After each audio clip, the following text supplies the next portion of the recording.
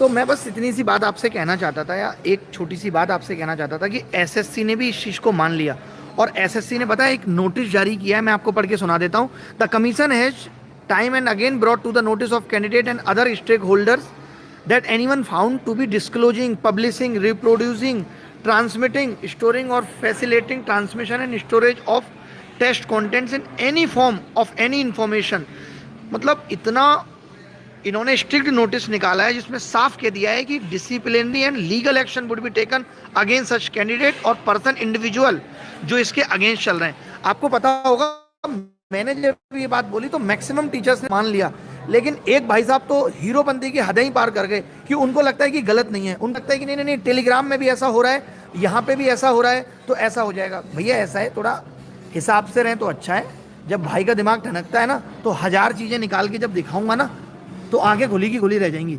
जब अगर कोई बात उठाते हैं और वो सच्ची है तो उसको सपोर्ट करना सीखो। सो चलेंगे ना तिलंडे में 25 सवाल, अब लाओ 25 सवाल, अब क्यों नहीं ला रहे हो भाई?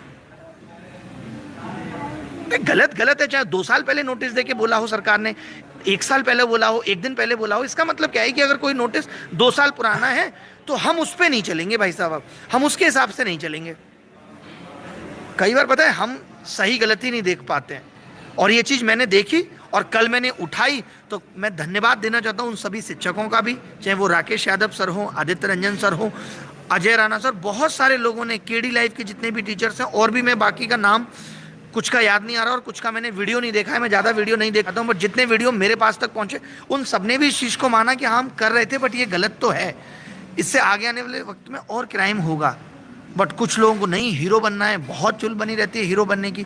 मैं फिर से एक चीज़ कह रहा हूँ कि मेरे से कभी ज़िंदगी में पंगा मत लेना, कभी नहीं लेना। मैं कुछ कहूँगा तो वो मैं कभी गलत नहीं कहता हूँ, मेरी भी उम्र हो गई, सारे बाल पक गए मेरे, कोई हम बच्चे नहीं है। अगर हमें जहाँ लगता है वाकई में गलत है, बच्चों की भलाई की बात है, तभी बोलते हैं। और हमने अपनी भलाई को, अपने फ़ायदे को बहुत बार नहीं, हमेशा सबसे पीछे और आखिरी में रखा है। और बच्चों की बातों को, बच्चों के लिए चीज़ें सोचने की बात आई है तो हम सबसे आगे खड़े रहें और आगे भी आगे खड़े रहेंगे।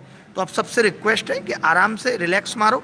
आप बच्चों पेपर दो, आपने इतनी तैयारी की है, एक हेल्थी कंपटीशन होना चाहिए। अगर आपकी शिफ्ट हार्ड होगी तो नॉर्मलाइजेशन उसको इक्वेट कर देगा।